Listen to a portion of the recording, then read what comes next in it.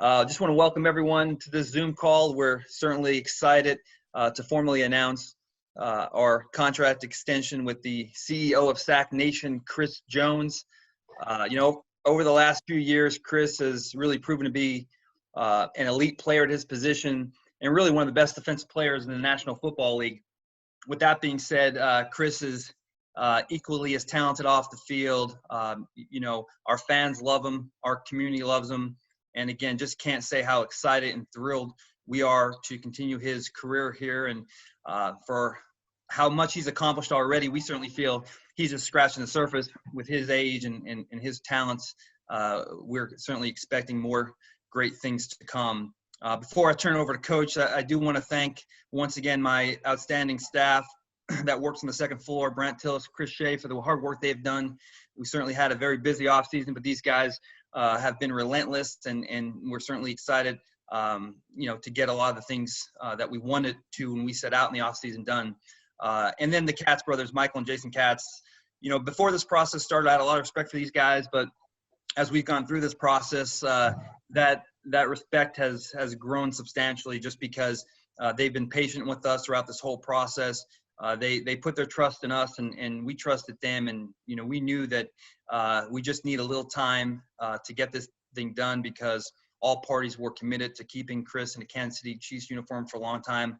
So we're certainly appreciative for their help and their understanding. With that being said, I'd like to turn it over to Coach Reid. All right, thanks, Brett. Hey, congratulations to Chris Jones. This is so well deserved. He's done everything that he's needed to do to become a top defensive tackle in the National Football League. He probably could be the same thing at defensive end on the outside as he is on the inside. He's very talented. He brings a great personality to our football team. Nothing's impossible in his mind, and that's the way he goes about it. So I've been proud of the commitment that he's given to the organization and how he's handled himself again in the weight room, in the classroom, on the field, and then in the community. He's been tremendous. My hat also goes off to Brett and his crew with Brant and Chris, that they've done another phenomenal job along with the Katz brothers. I always joke the Katz brothers that really the only reason we signed Chris back was because their mom makes the best brownies you've ever had. So I'm still expecting to get those, Chris, and the Katz brothers. So they've really just done a great job of working and working it out together.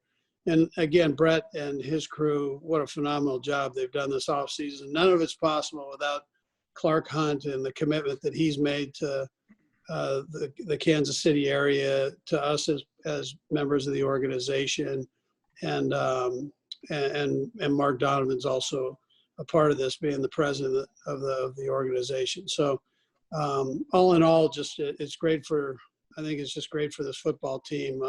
We got a lot of work ahead of us, but this is sure a great start. And again, we appreciate Chris, and Chris heads up. He's his own man, so he's headed this thing up.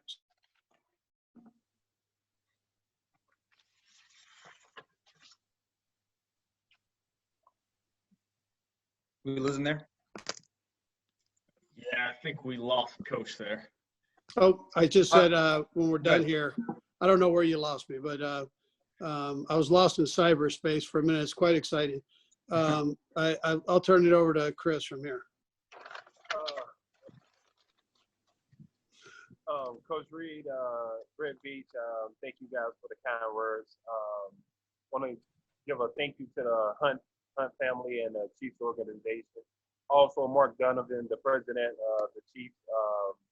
And the third floor, the second floor group, Brett Veach, my dog, Brent Tillis, the way he's structured everything, he was able to make sure that not only he signed me, but signed Pat, and get this thing done. And I'm just so excited to spend the long haul on the back ends of my career with the Kansas City Chiefs. The organization drafted me. They took a chance. Thanks to Ryan Nutt. I can never forget Ryan Nutt for the chance and that he took on me, a kid out of Mississippi State with ambitions and goals. And I'm actually ready to work, man. I always envisioned my career as being a Chief, and thankfully, I'm there for the long haul. Okay, let's start with questions, and we'll start with BJ Kissler. Go ahead, BJ. Thanks, Brad. And Chris, congratulations. I've got a question for you a little bit later, but this question is for Coach and Brett.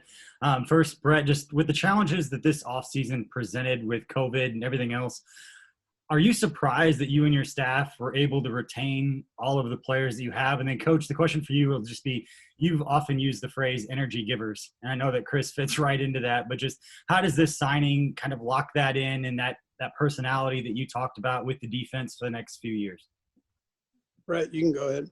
Yeah, well, BJ, we certainly had some obstacles to overcome. I wouldn't say we were surprised because we were driven and determined, this whole time at the combine. I said that, we were going to be at work and really lay our plan out. And our plan was to do a lot of the things that we've done this offseason, but right at the top of that list was Pat Mahomes and Chris Jones, and everyone knew that. So when you have two elite players, you don't find these guys. These guys, you just don't draft them year after year. These guys come once every couple of years. Chris is not a guy that you can just find in any draft. So when you have a player that talented, that special, you're driven and determined. And look, I think that it took longer than we anticipated just because of the unknown. So I would say, we weren't surprised because we were driven and determined to make sure that Chris Jones was the Kansas City Chief. Yeah, so my part is just what you said, BJ, is that Chris is an energy giver. He comes to work with a smile on his face and works hard. And people can they can misunderstand his vivacious personality, but and substitute that in that he might not be as smart because he's having a good time. But he's a brilliant kid. He like I said, he's been right in touch with this whole thing here. He goes about football that same way. When it's time to crank it down, he knows everything by every position that's going on and wants to know. And so, and those are the kind of guys that we like having on the football team. It's, we throw a lot at them and at all positions, and you want guys that can digest it. And Chris is able to do that. Still keep a smile on his face, still bring energy every day, and that helps guys feed on it, especially during the tough times. All right, let's go to Adam Teicher. Go ahead, Adam.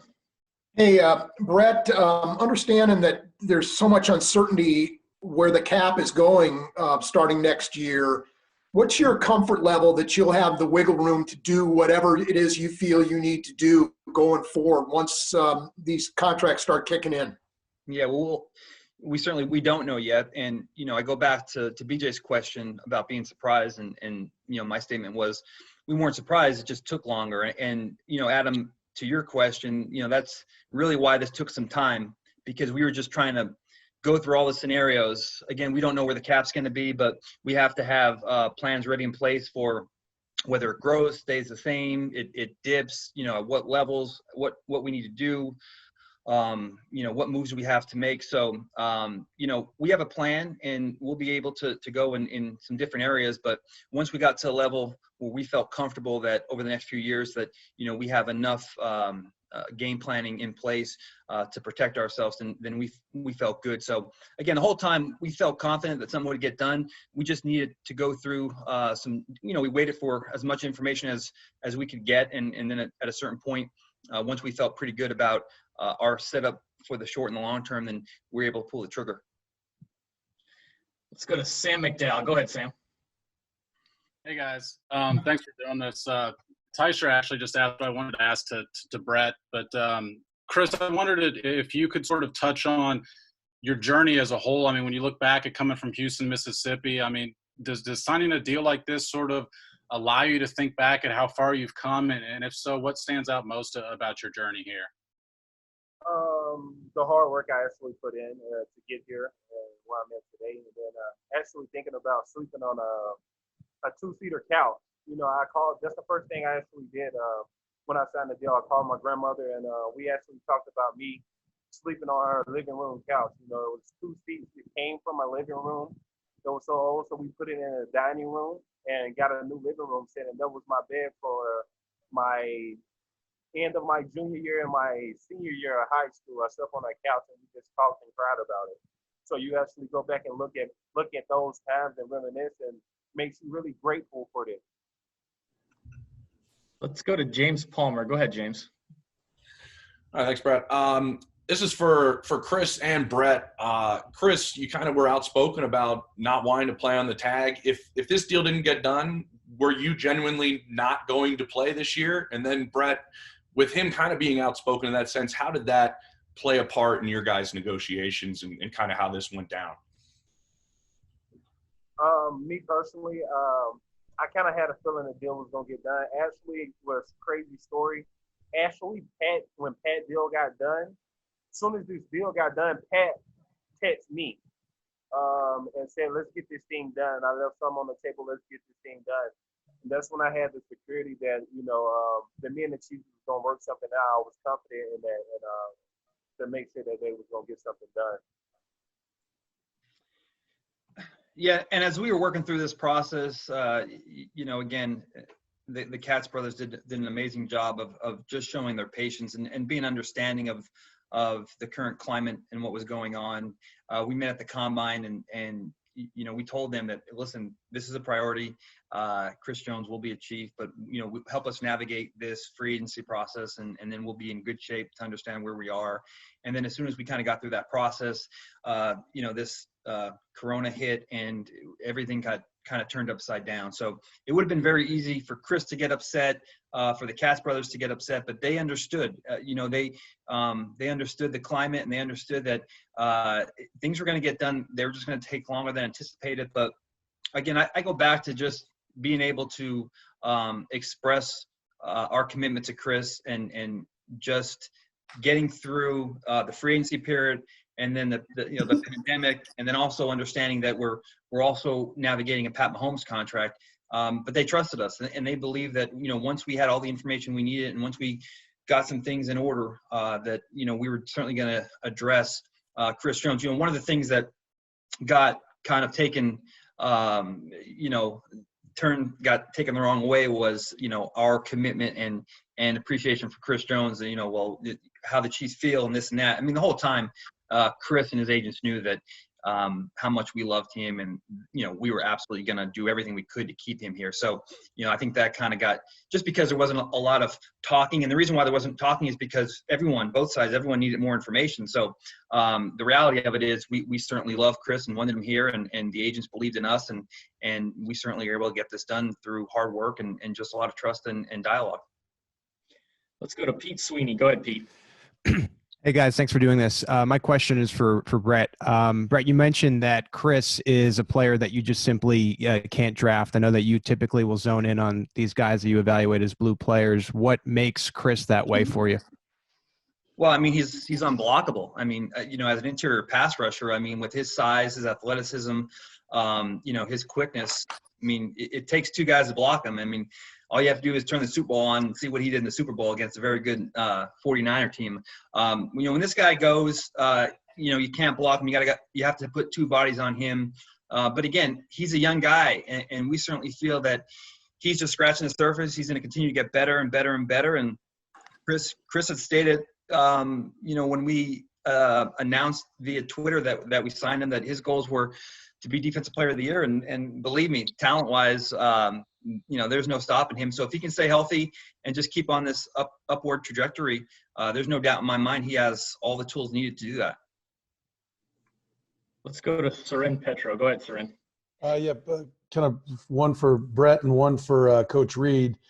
Brett, the Mahomes contract came first, and then Chris Jones' contract gets done. But were you kind of was there a little, massaging of both of them where you needed one guy to do this to make the other guy fit? And were they kind of working in concert? Were the negotiations kind of going on in concert, or did it go Pat and then Chris? And then for Coach Reid, getting Chris Jones back, it's 20 of 22 starters that you had in the Super Bowl, and really 22 guys that started during the course of the year that you'll have back. Most teams have, that have gone to back-to-back Super Bowls, 6, 7, 8 guys that turn over. Do you worry that now having everybody back, maybe there's a sense of complacency that you don't have guys that have that hunger that are looking for that first ring? Well, going in to the off season and knowing that our priorities were Pat Mahomes and Chris Jones, we got through the free agency process and we had a plan that we felt we could execute independently of each other, and we were ready to go. But the curveball was, Seren, as you mentioned, just the unknown. So, to your question, going into this, we were able to come up with an independent plan for both and just be able to hopefully execute and not have to worry about one being done before the other. But this did take a curve with the unknown cap for next year and just being able to allocate our funding in a proper manner that we can handle both players. So to your question, the honest answer is that it did take some massaging for both of these players and their cash flows early on to make sure that we can handle and be protected against the cap next year. And again, we still don't know where that's going to go. So going into this, I think that we were all systems go. But as this got closer to training camp, we really needed more time to work through the deals and kind of have one work with each other to get them done. Yeah, Seren, I'm not as concerned about that, having everybody back. I feel the energy that the guys have. I think now it's just important that we bear down and go through the process of getting the work done. And from what I could tell from talking to the guys, everybody's ready to do that.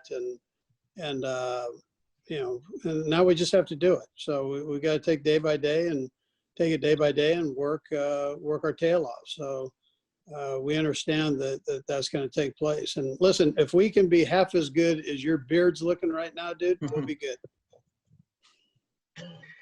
All right, guys, we have time for a couple more for Coach and Brett before we let them go. Let's go to Nate Taylor. Go ahead, Nate.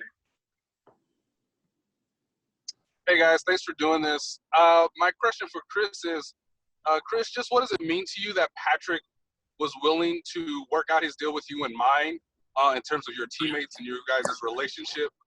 And then secondly, for Brett and Coach, what does it say about Patrick and then everybody understanding the team's goal in mind for this offseason? For me, it was just about the understanding that me and Pat have about creating dynasty in Kansas City. I mean, we both have initially the same goal, create a dynasty, build something special, especially in Kansas City with Coach Reid and all the talent we have there. And we all have the same mindset. We want to keep this team together. So whatever we have to do initially to make sure that we ensure that we stay together and we also can keep the guys around us together, then we can come together and do that. Yeah, was I next on that, I guess? So I'm not worried about everything, Nate, as far as how things end up or whatever. I just want to make sure that we get down and we go through the process of getting ourselves ready to go.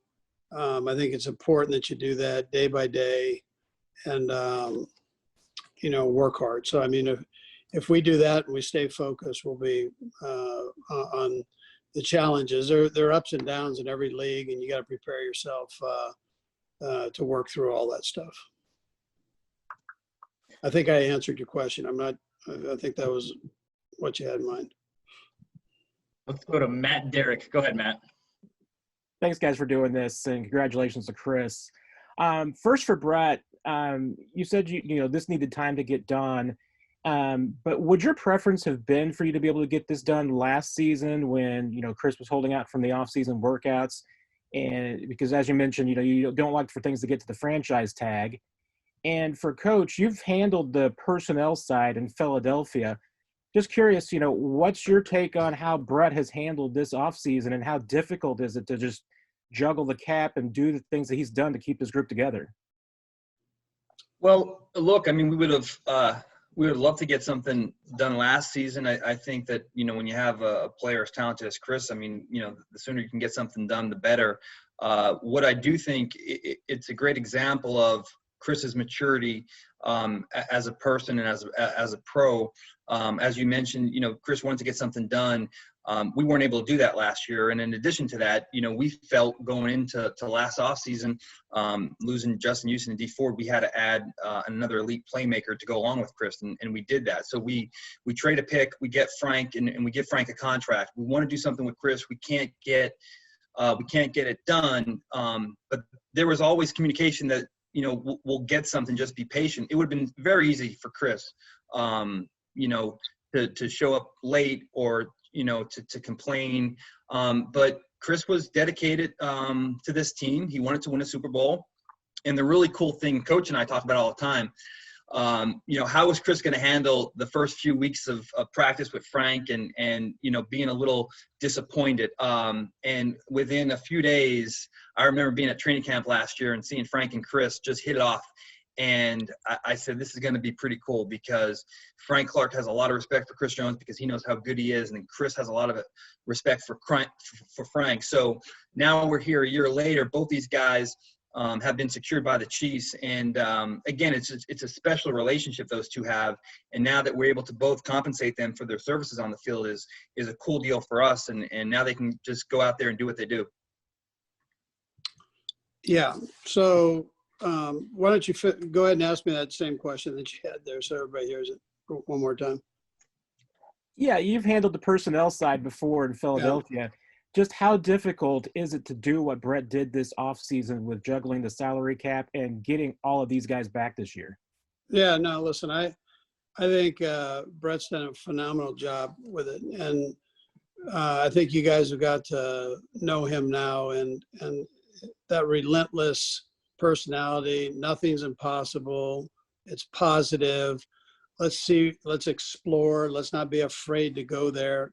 Let's not say that it can't be done. Let's find a way that it can be done. All of those things are how he operates.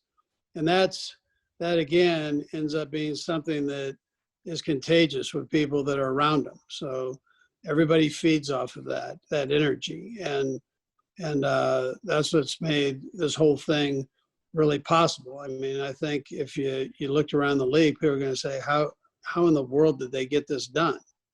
Well, relationships, relentless work, planning in advance, not waiting to the moment to do it. But I mean, he's been on top of this for a while, and then he got thrown this curveball with the pandemic, which it's not a right now thing. It is right now, but it's also something that affects the future. So he's been relentless on finding a way to get it done where it's not going to kill you down the road with deals. And so there's been a lot of man hours that he's put into this. So my hat goes off to him.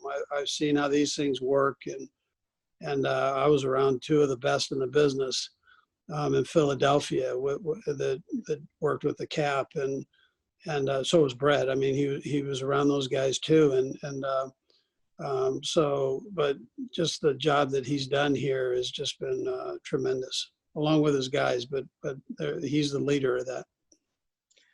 All right, guys, we've got Dave Scroda to close out, and then we're going to let Coach and Brett jump off the call here. Go ahead, Dave. Hey, Brett.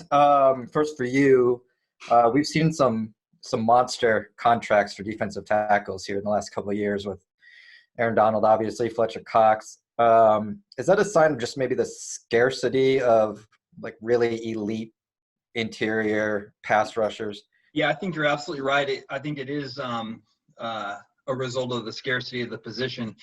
There's very few all-around defensive linemen that come out every year, and everyone obviously puts a premium on pass rushers. So it's a little bit easier to find some pluggers in the middle, some big body guys. But, to find a guy like Chris Jones, it's very hard to do. And, when we were going through this exercise over the last few years and once we really, we're dialing it down this off season, if you are lucky enough to find someone that has the ability of Chris Jones, you're going to be picking in the top 5 or top 10, because these guys, just don't fall, and very rare, I should say, that these guys fall. They're just hard to find. There's not a lot of them, and the ones that do get picked up rather quickly. So we knew the talent we had in Chris, and we knew how important he was for our success. So again, there was really no doubt in our mind that we were going to make this work with him and his agents. Brett, we appreciate your time. Chris, do you want to hang on the line with us? We're going to have a few more here. Thanks, guys. Okay, thanks. Thanks, Chris. Thanks. Thanks, Coach. Brett. All right. Let's go to BJ Kissel. BJ, go ahead. Thanks, Brad. Hey, and Chris, congratulations again, man. I know that it's been a long time coming and a lot of work that you would put into to get that financial security, man. So congratulations. The question I have is, besides locking in that financial security for yourself, you've spoken a lot about dynasty, and your teammates have used that word, even going down to Miami after the game. How do you feel like you getting this deal done and all the other moves this offseason have put you guys in a prime position to make that, a reality and something within your grasp? BJ, appreciate it. I think that's something that's a culture that you have to build, and you got to have everyone around you and everybody within the organization committed to building that. And I think that's what we're doing right now. Starting from the owner, from the president, and you go down to the GM and the head coach, and relaying that message throughout the building. Not only relaying the message, but instilling the message in everyone that's in the building that is creating something special. And once it starts to trickle down, people start to believing, and then we can put it into fruition of making it happen. And I think that's what we're doing now. Slowly but surely, we're getting all the right pieces back, and we got 20 or 22 starters coming back, which is huge.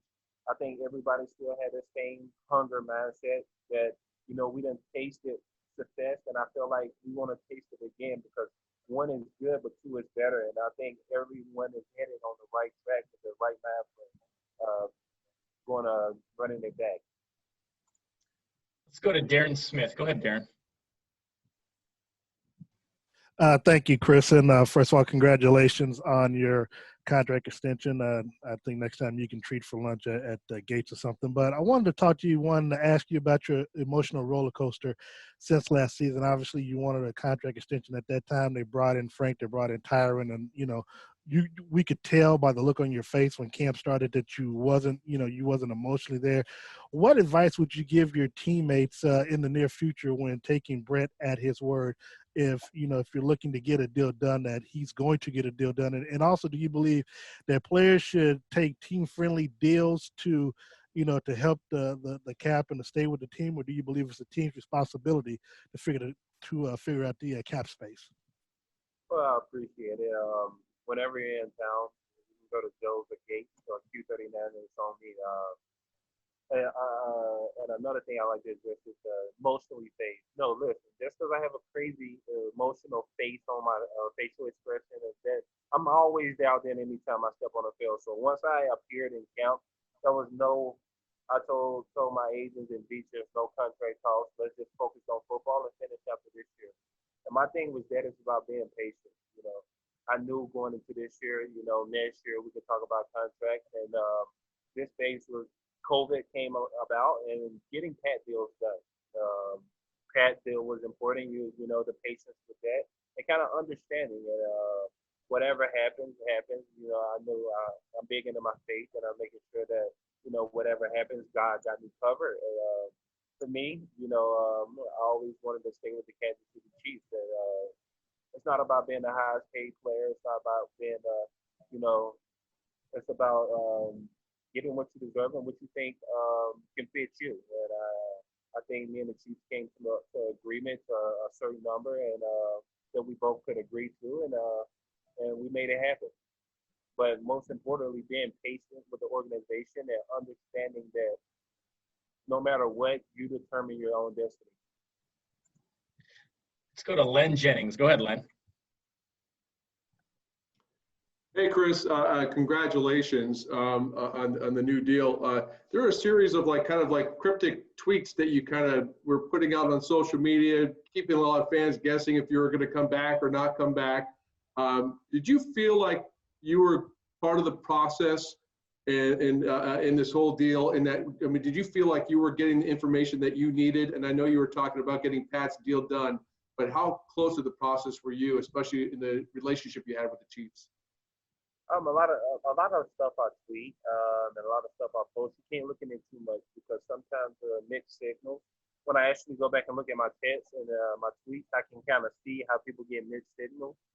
But if I read something and I feel like I like it, I like to broadcast it. I'm one of those people that I like to see.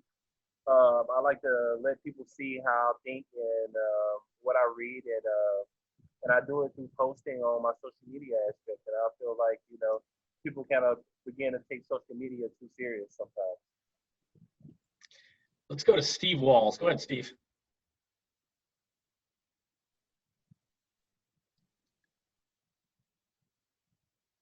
Steve, you got us? Can you hear There me? you go. Yep, we got you. Hey, Chris, congratulations again, man. You've won the Super Bowl and now inked this new deal. Other guys in the past have tasted similar success and then have become sort of complacent, so to speak. Over the next 4 years, how do you make sure that you keep that hunger and that dog mentality that you brought since you've entered the league? Listen, man, for me, it's nothing changed. It's still all about being the best I can be. It's still about being a sack leader, winning Defensive Player of the Year. I'm always pushing myself to new heights, man. This is just one of the check marks on my journey. This is not the end of my journey. This is just the beginning. Thankfully, I'm able to spend it with the Chiefs and build a dynasty and create something special. But for me, it's about having a Hall of Fame career, getting a gold jacket. If somebody told me you can choose 20 million, 20 sacks this year, I'll choose the sacks any day. That's just where my mind and where my heart is at. Getting sacks, winning championship rings, man, and having fun and enjoying the process. And that's where I'm at right now.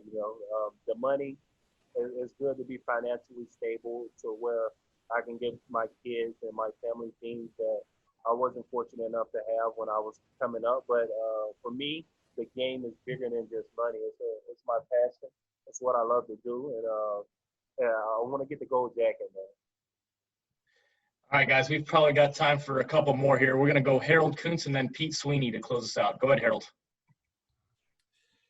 Hey, Chris, congratulations, man. I know it's a top honor for you with all you've been through. My question to you always mention Sack Nation, and you're going to write a movie about it. In this movie, what do you think the final script ends up being with you and Frank Clark together now and a couple other guys in defensive line for the foreseeable future? Thanks, Harold. Most importantly, man,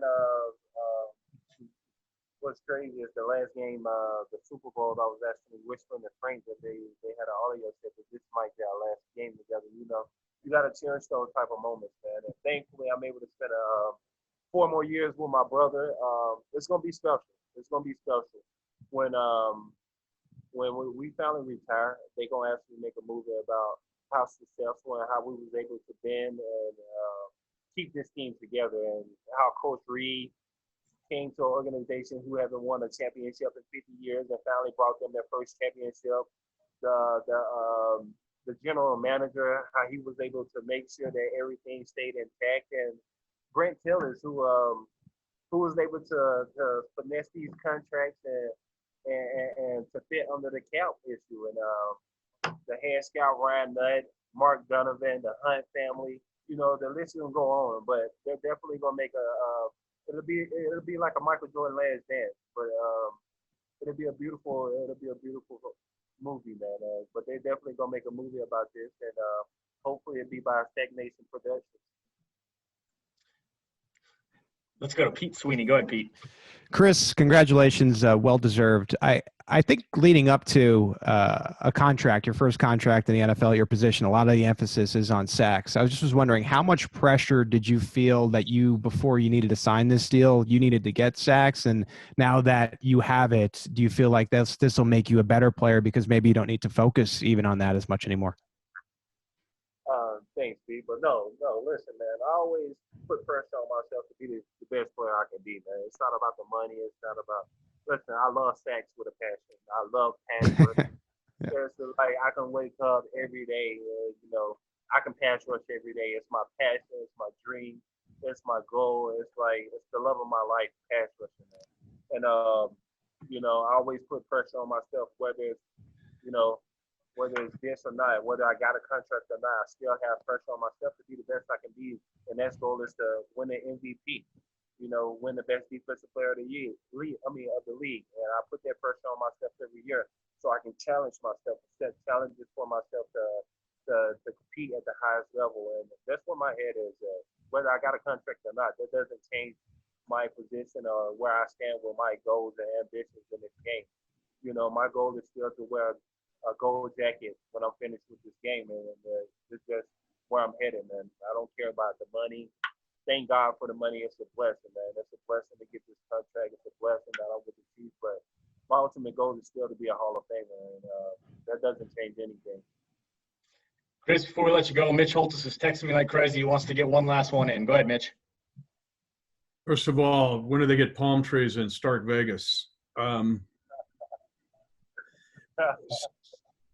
Hey, as you go to this next part of your career, one thing's really apparent with Spags, and that he asks guys to do a lot of things. As you move out into this next part, asked to play both inside and outside, what about you working on playing outside, even if you're asked to play outside the tackle shoulder? How much of that goes into your preparation for these next several years of your career? That'll be amazing. Listen, me and Spags have a great relationship, man. And I tell Spags all the time, listen, at heart, I'm a true DN, but I'm fortunate enough where you guys can use me at tackle. And anytime Spags need me to move around, play linebacker, outside linebacker, listen, I'm here for it. But I don't want to, listen, I hope Spags look at this and see that I don't want him to feel like I'm restrained or he's restrained in any type of way. Use me as fit, Put me anywhere on the field. I'm still gonna get sacked every week. I'm a chasing quarterback. I'm gonna make sure he feel me. So, anywhere with Spags would like to use me, I'm always open for it. I actually love moving around. That's when the defense. That's when I kind of get an offensive problem. Moving around, inside, outside. I can stand up if Spags would like it. I can stand up, play middle linebacker. Whatever he likes.